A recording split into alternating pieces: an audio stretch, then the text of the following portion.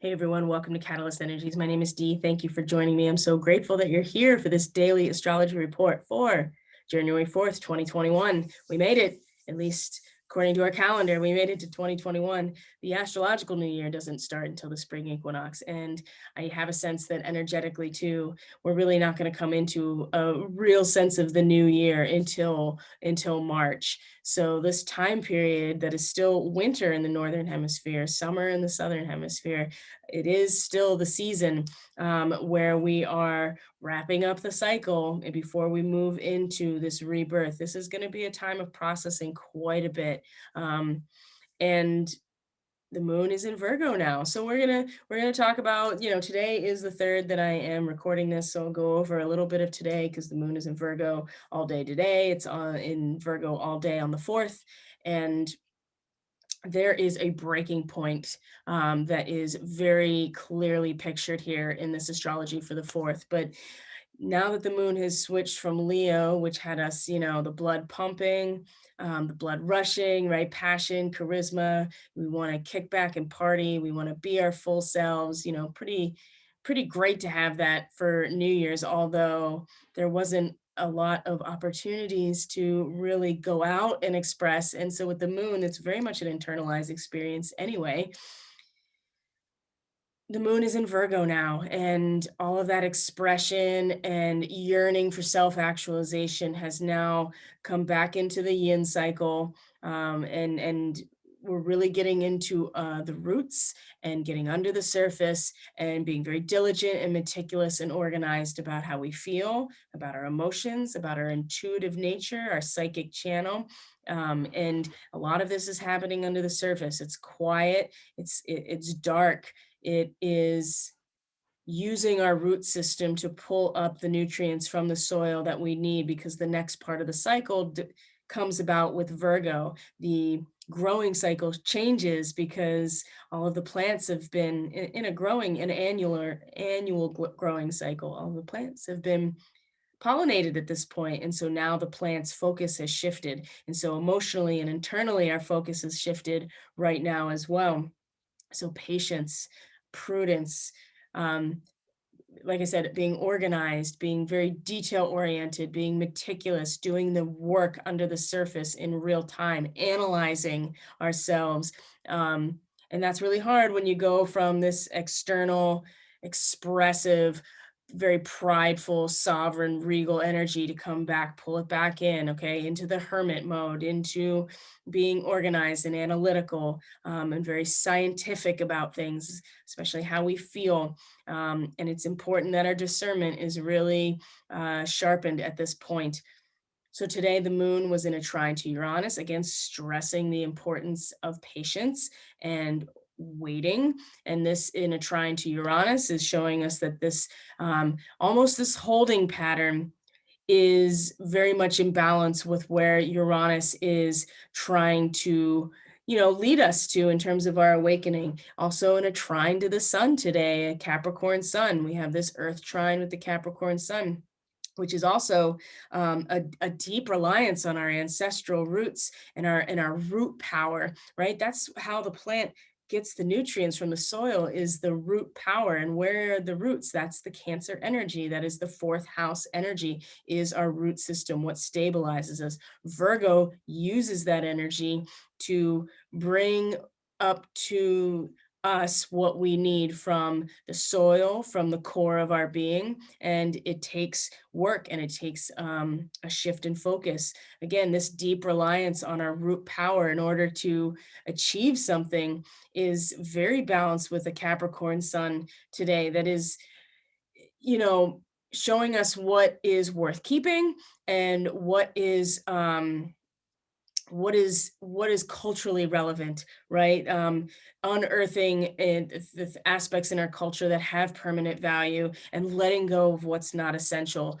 This will really support our individual journey in this moment to get into our root system and pull up what is the most nourishing and beneficial for what we are growing, is to be able to know the difference between what has permanent value and what's non-essential. So moving into the fourth, which is the chart we're seeing here, we see this this grand square between, so we have the moon in an opposition to Neptune, and then you have this moon and Neptune squaring the nodes.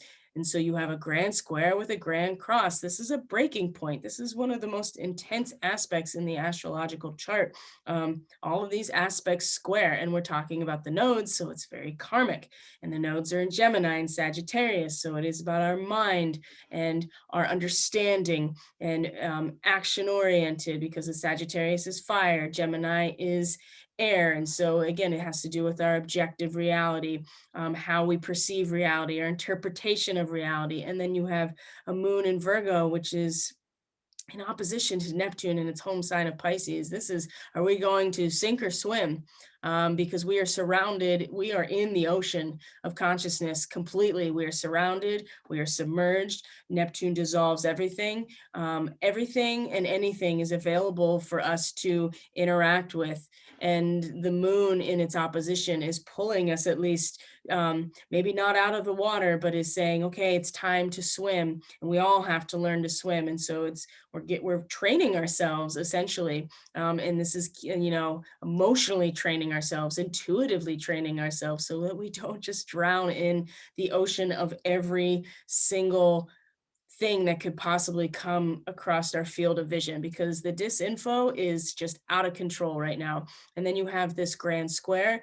it's going to be it's going to be a troubling type of day. It's going to seem like a lot of loss on, and a struggle on a material level. It's more important now than ever to start pulling together and to really be supporting each other as we go through a time that like seems like that we are maybe losing something, maybe seems like there is no path ahead, that we can't see the light at the end of the tunnel. It's going to seem like we're losing things, and it could seem like we are really just drowning. And this is why this Virgo moon is so important right now. And then the square. This is a breaking point. Like this provides so much pressure, a grand square like this with the cross, that we have to face up to the challenges. And the challenge is really about, are we going to swim in this this ocean of consciousness? Are we going to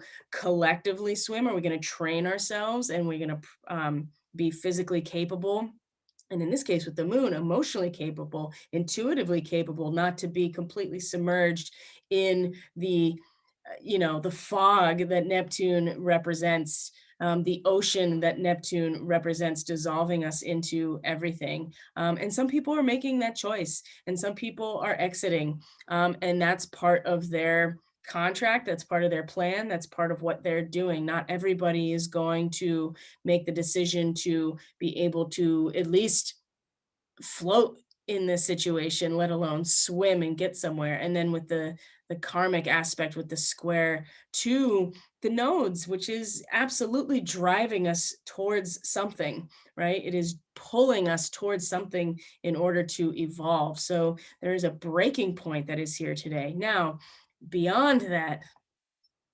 so we have that grand square, and then we also have um, the moon is meeting Mercury, and it's meeting Pluto, and Pluto and Mercury are meeting today in Capricorn. Okay. So first of all, the moon is going to trine, it's going to trine Mercury, as you can see here, and then it's going to immediately trine Pluto, right? And is also going to square Venus as well. So again, there's all this mutable square energy. That's the other thing. The good thing about something like this is that it's all mutable energy in this grand square. And so although it is a breaking point, it's really easy to adjust. To fit the conditions, right? It is not a fixed energy necessarily, and it's not cardinal, where the momentum in any direction is so strong that it'll just, you know, throw you off into another direction. This mutable energy with Pisces, Virgo, Sag, Gemini, it's malleable, it's shiftable. We fill the container that we find ourselves in. And so this, I think, is going to help in the situation of a breaking point with this grand square. Now, like I said, the moon is going to trine Mercury. It's going to trine Pluto, both in Capricorn. They're going to meet in Capricorn, and then also square Venus in Sagittarius as well. This degree that the moon is at, that is in trine to Pluto, is the degree of the new moon when Ruth Bader Ginsburg died. So I'm really hesitant to make a prediction, but I would not be surprised if we see some very public announcement of of a famous or very well-known person also making an exit on the fourth, especially in trine to Pluto, the Lord of Death. Um, it could, and as we look at these things in terms of our own individual process, this is also a part of us that is that we are acknowledging has done everything that needs to be done and is now being given over to what Pluto is so good at doing, which is destroying and creating space in order for transformation to happen. So don't be surprised if you see anything, and also be aware that this represents this part of ourselves too that is being let go of, because there is this bounty that is actually here. This sense of loss, I think, is going to feel a lot worse than it really is. And it's a temporary aspect that is really leading, like I said, to more space being created and way more coming in than what we previously thought we'd even lost. And, there is a lot of cutting through with Mercury, the realm of the mind and objective reality, meeting Pluto as well today. There's a lot of cutting through, right? We're going to be able to cut through all the extraneous crap and really get to the heart of what Pluto is doing as well today. And a part of us, an emotional part of us, a deep part of us as well, can acknowledge the service of what has been there to teach us something that we do need to let go of. And that's where the moon is going to be situated today. And I do feel like that it could represent an actual event that was very similar to when Ruth Bader Ginsburg died. It's the same degree in Virgo, in a trine to Pluto. It's very possible that we'll see something like that today, especially with Mercury meeting Pluto at the same degree. That means the moon is going to be trining both of them at that same area. So it certainly looks like that. It certainly looks like that could be the case. And then when the moon comes to its last degree of Virgo, it's going to quincunx Mars, which is at the last degree of Aries. It's so close to moving into Taurus. And this last degree of Aries is interesting. It's a duck pond and it's brood. It's the final step before substantiation of the potential and the energy, and it shows that there is an actual physical boundary to that which we create, because the ducks, they represent life, they represent subjective experience moving across the water, but they're in a pond, like that is their territory, and they don't really often move outside of that. And so it's the idea that there is a set of boundaries, and substantiation is the first half of Taurus. And so even though we may be totally intent on trying to do something, completing a task, and pushing everything out from us as we try to complete this, whatever this is, the quincunx to Mars is going to provide that opportunity to adjust to the reality that there's only so far that we can go before we have to embed ourselves into the living soil, until we have to plant ourselves somewhere. We can't just live in consistent potential all the time. That's part of the cycle of contraction and release. Mars is this release energy, and then we have to come back in the contraction for Taurus, which means to plant ourselves somewhere. And this, again, if we're trying to accomplish something and intent on completing a task, and we find ourselves faced with Mars that's like, well, there's only so much I can do with where I'm at. Again, there will be an adjustment that is required today, but there will be a cutting through of what is not essential today with Mercury meeting Pluto in Capricorn. We will have a very distinct sense of what is being cut away and why. And the moon in Virgo will allow us to get ourselves organized and to let go of what is not necessary. There's a lot of energy about cutting away what is not necessary today, but it is meant to really create space for something much more beautiful and abundant to come in. But it's not going to come without its challenges today on the 4th. So that's the daily astrology report for the 4th, 2021. It's good to be back. It's going to be a little wonky. I'm going to be going to DC on Wednesday, so there may not be dailies every single day. So I will do my best to keep things updated. I'm going to link the weekly astrology at the end of this video that talks about the 6th, because that is a really important date. And I will have more information about that tomorrow as well, because that's something that we should all be keeping up on, these really important astrological dates. So everything you need is in the description box below. Please smash that like button, hit the subscribe button. If you hit the notification bell, then you know when I drop content, and doing astrology content pretty much almost daily. And yeah, I'll see you guys on the next report. Take care of yourselves. Bye.